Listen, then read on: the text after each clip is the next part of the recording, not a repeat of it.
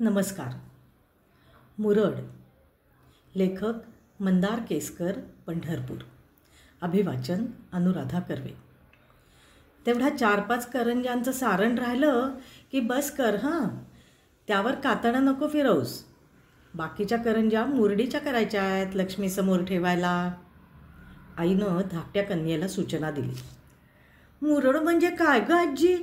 दरवर्षी बघून बघून थोडं जमतंय, पण मलाही शिकायचं आहे गं मुरड घालायला. धाकटीचा प्रतिप्रश्न. मी आपलं दुपारच्या वेळेत शेजारी कॉटवर लोळत गालातल्या गालात हसत हा संवाद ऐकत होतो. लहानपणीच्या माझ्याच प्रश्नांच्या पुनरावृत्तीचा आनंद घेत होतो. कोणते प्रश्न कोणत्या वेळेला विचारायचे हे सुद्धा बहुतेक रक्तातून येत असावं. महालक्ष्म्या आनंदात आल्या, जेवल्या, सासरी परतल्याही. पण काही प्रश्न प्रत्येक पिढीला पडत आले. त्यांची उत्तरं ज्येष्ठांच्या सांगण्यानं म्हणा, आपापल्या अनुभवानं म्हणा, बरेच जण सोडवत गेले. तीच पिढी मोठी झाल्यावर ज्येष्ठतेनं पुन्हा नव्या पिढीला आपापल्या कुवतीनुसार समाधानकारक उत्तरं देण्याचा प्रयत्न करू लागली. दुपारच्या वामकुक्षीच्या निवांत वेळेत आजूबाजूच्या मठ मंदिरातील भजन कीर्तनाप्रमाणे पूर्वी काही प्रमाणात अशिक्षित नऊवारीतल्या आणि आता सुशिक्षित सहावारी पातळातल्या आजापंजासुद्धा आपल्या ओसरीवर बसून तेवढाच मौलिक संस्कार देऊन घरांच्या ओसऱ्यांची पण देवळं करायच्या. आताही करतायत. भारतीय संस्कृती टिकून राहण्याच्या अनेक कारणांपैकी शिस्त, संस्कारांची मौखिक परंपरा हे सुद्धा एक कारण असू शकतं. नाक मुरडणे ते पोटात मुरडा येण्यापासून आदळअपट न करता मनाला खोलवर मुरड घालण्यापर्यंत कैक अर्थ या शब्दात दडलेत. याचा कुठं ना कुठं तरी अंतर्गत सहसंबंध आहे. मी त्याच्या खोलात जाणार नाही. अशाच गौरी गणपतीच्या सणांच्या तयारीच्या दिवसात दुपारच्या शांत वेळेत आजीसमोर बसताना असलेच प्रश्न पडायचे.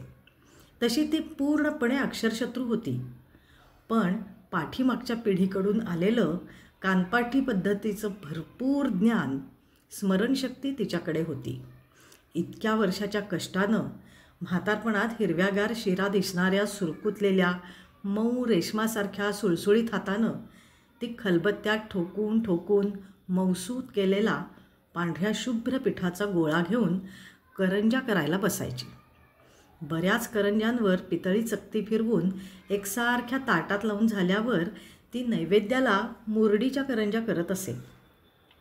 एका पायाचा गुडघा वर करत दात नसलेल्या तोंडाचा चंबू करून एकाग्र चित्तानं ती सारण भरलेल्या करंजीला आपल्या नाजूक हातांनी पण पक्की मुरड घालून त्या साजूक करंज्या तळून वेगळ्या डब्यात ठेवायची. मी कितीही स्वच्छ हात धुवून करंज्या केल्या तरी आजीच्या करंज्यांसमोर का कुणास ठाऊक त्या काळपटच दिसायच्या. माझ्या समाधानासाठी त्या वेगळ्या तळून ठेवल्या जायच्या. मुरडीच्या करंज्या वेगळ्या का गं ठेवल्या असं विचारल्यावर मनू, अरे चकती फिरवलेल्या करंज्या आपल्या सर्वांना खायला, हाताने केलेल्या मुरडीच्या करंज्या लक्ष्मीच्या पोटात घालायला बरं, आणि समोर नैवेद्याला. यंत्रानं फिरवलेलं देवाला कशाला द्यायचं? आपल्या हाताने मुरड घालून बंद केलेल्या देवाला ठेवायच्या. शास्त्र असतं ते. त्याचं काय आहे मनू? मुरडीची करंजी हे बाई माणसाचं प्रतीक आहे, म्हणून करंजी हातानं नीट बंद करून मग अलवार तळायला घ्यायची, म्हणजे करंजी हसत नाही. करंजी तळताना तिची तोंड फाकून सगळं सारण तेलात गेल्यावर करंजी हसते, पण फसली असं म्हणायचं नाही. हे एक नकारात्मकतेत सकारात्मकता बघायचं जुनं लॉजिक. तसा मी लहानपणापासून पणजी, आजी, आई, मावशा, आत्या, काकू, मामी, बहिणी, आता बायको, मुली अशा अनेक विद्यापीठांचा अभ्यास करतोय. एकुलता लाडका असल्यानं माझा तसा सगळीकडं मुक्त संचार. हा अभ्यास करताना मुलींची अलीकडची पिढी सोडली तर या अनेकींच्या सहवासात मुरड, बाई माणूस, करंजी यांचं काय लॉजिक आहे ते बऱ्यापैकी उलगडत गेलं. गूळ साखर, खोबरं, खसखस, वेलदोडे, जायफळ अशा अनेक भिन्न चवींच्या प्रकृतींच्या व्यक्तींच्या कुटुंबाचं सारण आपल्या शरणागती रंगाच्या पांढऱ्या शुभ्र पदरात सामावून आपल्या अनेक स्वप्न, इच्छा, आकांक्षा, करिअर्सना योग्य ठिकाणी मुरड घालून तापत्या तेलावर तप्तपदी करत अलवार तळून घेतल्यावरच त्याला नैवेद्याचा सात्विक भाव येतो. म्हणून यंत्राच्या डब्यात आणि मुरडीच्या ताम्हणात असं तर नसेल ना, असं माझं मीच उत्तर शोधत बसलो. आजच्या समान युगात कितीही बरोबरी साधायचं म्हटलं तरी मुरड तिला जास्त घालावी लागते, हे आजपर्यंतचं सत्यवचन.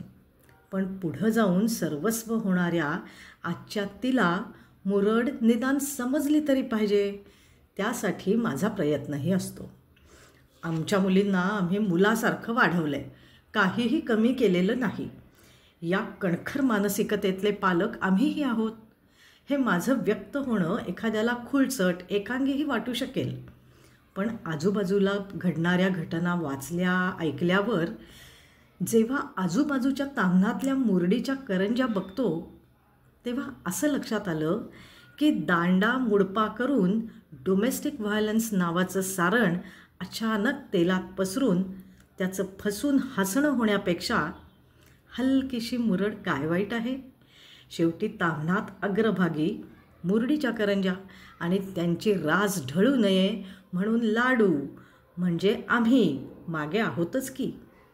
पुढे जाऊन वयपरत्वे काहींना मोकळा श्वास मिळाला, पण त्या करंज्या कधी हसल्या नाहीत. मुरड आंगवळणी पडल्यानं त्या घट्ट मुरडीसहितच काळाच्या पडद्याआड गेल्या. काही आहेत. प्रत्येक लहान मोठ्या सणावाराला साग्र संगीत नसली तरी देवासमोरच्या ताम्हणात निरांजनाच्या उजेडात फक्त गूळ खोबऱ्याची का होईना, मुरडीची करंजी किंवा कानवला का, याचा उलगडा झाला.